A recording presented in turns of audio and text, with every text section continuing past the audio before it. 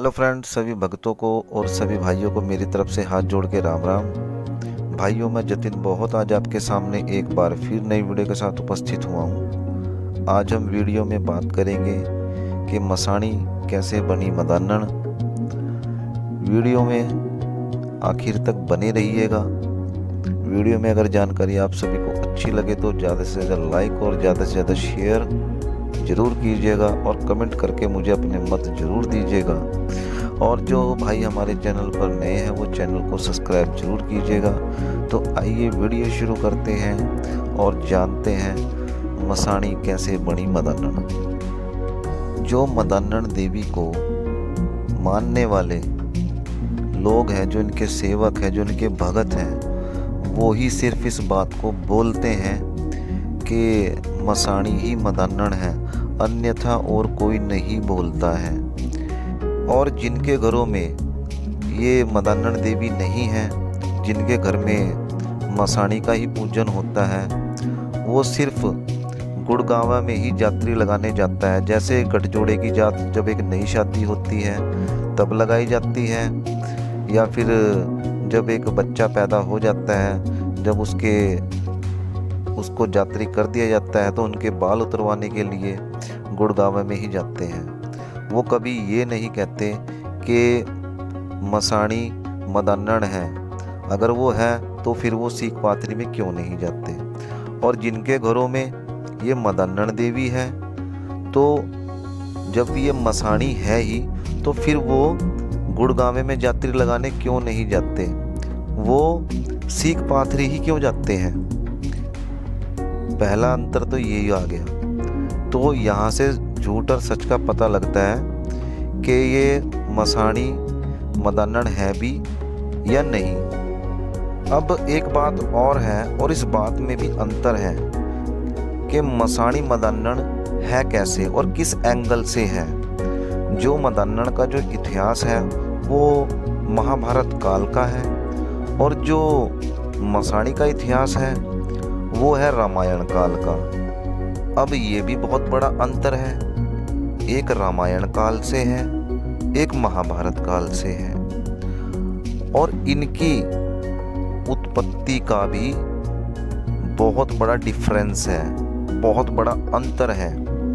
जो इनके जो साधक हैं माता मदान्नड़ के, जो उनको पूजते हैं, जो उनको मानते हैं, वो जो इतिहास बताते हैं महाभारत काल का, वो देवकी की संतान जो हुई थी, जो वो लड़की हुई थी, जो वो आसमान में चढ़ गई थी और गरजने लगी थी बिजली बनकर, तो उसने तो देवकी की कोख से जन्म लिया।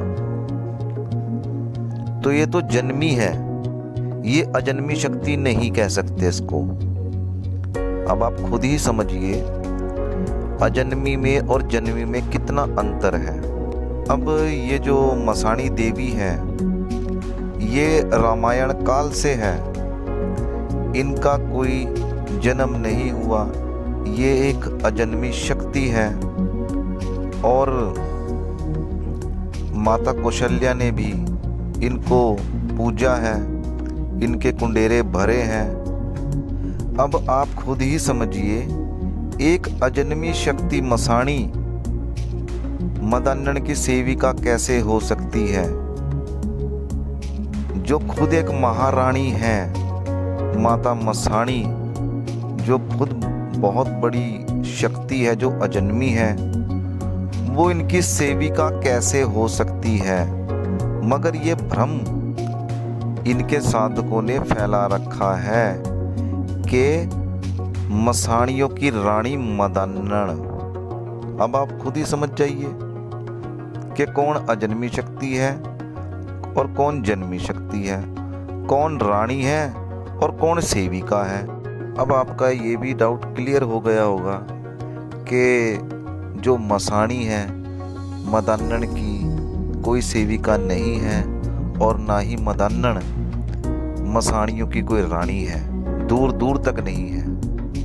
ये एक बहुत बड़ा भ्रम फैलाया गया था हमारे समाज में इनके साधकों के द्वारा कि मसाणियों की रानी मदान्नन। अब आप खुद ही समझ जाइए कि एक तरफ तो ये कहते हैं कि मदान्नन ही मसाणी है,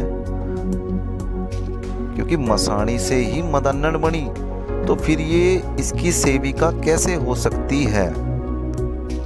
अब आप खुद ही समझ जाइए बड़ी कौन है। जब ये लोग कहते हैं कि मसाणी ही मदान्नन है, तो यानी कि मसाणी तो बड़ी हुई और मदान्नन हुई छोटी, तो फिर ये इसको बड़ी किस एंगल से बताते हैं। अब आप खुद ही समझ जाइए भाइयों। अब एक तरफ तो ये कहते हैं मसाणी ही मदान्नन है, अब दूसरी तरफ ये कहते हैं मसाणियों की रानी मदान्नन है। भाई कैसे है, जब आप खुद ही कह रहे हो कि मसाणी मदान्नन है, यानी कि फिर तो वो मसाणी बड़ी हुई, फिर मसाणियों की रानी ये मदान्नन कैसे बन सकती है, किस एंगल से बन सकती है। अब आप खुद ही समझिए इस बात में कितना अंतर है और कितना सच है जो ये लोग बताते हैं, और भोले भाले लोगों को ये ऐसी कहानियाँ, झूठी कहानियाँ बनाकर बताते हैं। और ऐसी झूठी बातों के ना तो कोई सिर होता है ना कोई पैर होते हैं। अब आप खुद ही समझ जाइए कि कितना बड़ा अंतर है मसाणी में और मदान्नन में। अब इसको आप एक कैसे कह सकते हैं, सिर्फ एक वो ही बताएगा जिसके घर में माता मदान्नन पूज्यवान होगी, वही इस बात को कहेगा, अन्यथा और कोई नहीं कहेगा। या फिर वो लोग कहेंगे जिनको ऐसी जानकारी इनके साधकों ने दी होगी, और जिनके घर में ये माई नहीं है मदान्नन, जिनके घर में मसाणी है, वो कभी भी ये नहीं कहेगा कि मसाणी मदान्नन है।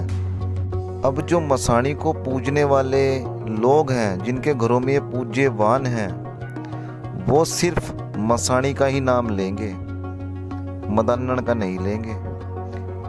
ना तो वो सीख पाथरी जाएंगे, ठीक है, ये तो आप सभी को पता है। जिनके घर में ये माई नहीं है, जिनके घर में मदान्नन नहीं है, वो जो जातरी लगाने जाएंगे तो कहाँ जाएंगे, गुड़गांवा ही जाएंगे, सीख पाथरी नहीं जाएंगे। तो ये इनके साधकों के द्वारा ही बातें बनाई गई है कि मसाणी ही मदान्नन है, तो इस भ्रम से आप निकलिए। अब बात करते हैं गुरु की। मदान्नन का गुरु कौन है, तो इनका जो गुरु बताया जाता है वो सिंगा गुरु बताया जाता है, जो कि एक जाट था जिसके घर में ये पूज्यवान थी। तो ये तो थी एक जाट की। और जो मसाणी है इनका गुरु भी सिंगा ही बताया जाता है, जबकि ये उनके घर में पूज्यवान नहीं थी। सिर्फ वो गुरु इसलिए माने जाते हैं क्योंकि उन्होंने इनकी मूर्ति की स्थापना करी, जिस वजह से ये गुरु कहलाए जाते हैं। सिर्फ इतना ही उनका मतलब है, और किसी बात से उनका कोई मतलब नहीं है। अगर ये देवी एक ही होती तो फिर इनका स्थान आज गुड़गांवा के अंदर ही होता। सिंगा गुरु ने ऐसा क्यों किया? उन्होंने माता मसाणी की तो स्थापना कर दी, मगर उन्होंने मदान्नन के नाम से गुड़गांवा के अंदर इनकी स्थापना क्यों नहीं करवाई? अगर किसी भाई के पास ये जवाब है तो भाई जरूर देना। और इनकी स्थापना जो मदान्नन है वो सीख पाथरी में ही क्यों करवाई? अब आप खुद ही समझ जाइए कि इनके साधकों के द्वारा कितना भ्रम फैलाया जा रहा है। एक मदान्नन को, जो मदान की देवी है, उसको मसाणी बताया जा रहा है और भोले भाले लोगों को भटकाने का कितना बड़ा षड्यंत्र रचा जा रहा है इनके साधकों के द्वारा। अब आपको इस बात का एक तोड़ दे रहा हूँ। अगर कोई आपको ऐसा कहता है कि मदान्नड़ ही मसाणी है, तो आप उनको ये कह सकते हैं कि भाई अगर मदान्नड़ मसाणी है तो तू अपनी मदान्नड़ को जिस समय पर बच्ची देता है सूअर की और उसका पूजन करता है, तो उसका पूजन मसाणी के नाम से कर और मेरे सामने कर। यहाँ पर इनके साधकों की जो ऐसा भ्रम फैलाते हैं, मैं सभी की बात तो नहीं कहूँगा, कुछ ऐसे भगत हैं जो ये भ्रम फैलाते हैं कि मदान्नड़ ही मसाणी है, तो ये उनके लिए है कि आप उनको ऐसी बात बोल सकते हो और फिर उनके पास निकलने का कोई रास्ता बचेगा ही नहीं, क्योंकि वो ऐसा काम कर ही नहीं सकते। भाई जिसका जो भोग है वो उसे ही मिलेगा। मसाणी मसाणी है, मदान्नड़ मदान्नड़ है। और मेरी इन बातों से आपका पेटा अवश्य भरेगा भाइयों। अगर कोई साधक आपको ऐसा कहता है तो आप, जैसा मैंने आपको कहा है, आप उनको ऐसा कहिए, क्या वो करता है या नहीं करता है। आपको खुद ब खुद समझ में आ जाएगा कि ये सच बोल रहे हैं या फिर झूठ बोल रहे हैं, या फिर मैं सच बोल रहा हूँ या झूठ बोल रहा हूँ। एक ही बात होगी, तो आजमाइएगा जरूर।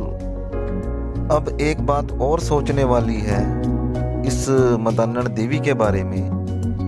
इनका जो गुरु है वो सिंगा जाट है, कोई वाल्मीकि समाज का नहीं।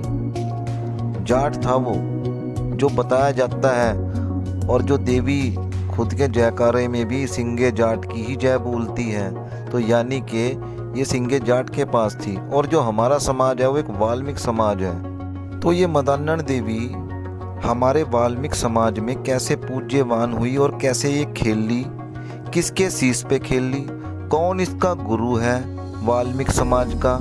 अगर किसी भाई के पास जवाब है तो भाई जरूर बताइएगा कि वो पहला गुरु कौन है और मदान्नड़ का वो खेड़ा कौन सा है जिसके शीश पे ये वाल्मीकि समाज में सबसे पहले खेली और बोली और इसने पूजना शुरू किया हमारे वाल्मीकि समाज में, जिनके घरों में ये है। तो इस बात को बताइएगा जरूर, जो इनके साधक हैं और जो इनको पूजते हैं और जो इनकी कहानी बताते हैं वो जरूर बताइएगा।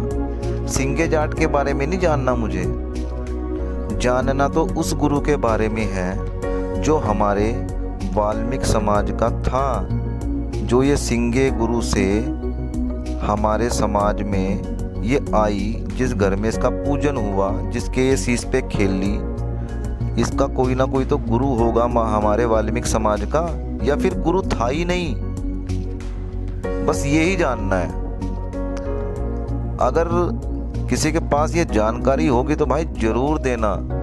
तो आज की वीडियो में सिर्फ इतना ही। तो मिलते हैं भाई अपनी नेक्स्ट वीडियो में एक नई जानकारी के साथ। जय वाल्मीकि और हर हर वाल्मीकि।